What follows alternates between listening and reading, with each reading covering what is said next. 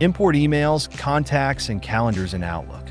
Importing Outlook items from an Outlook data file, also known as a PST file, is a common way to move your emails, contacts, and calendar from one email account to another.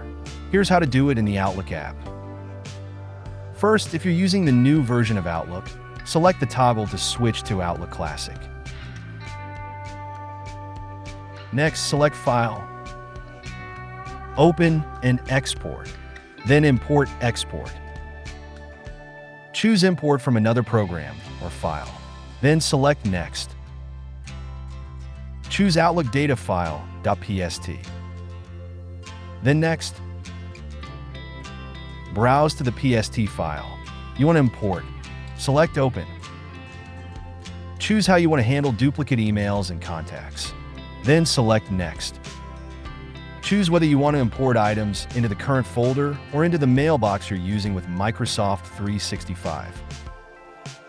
Select Finish to start the import process.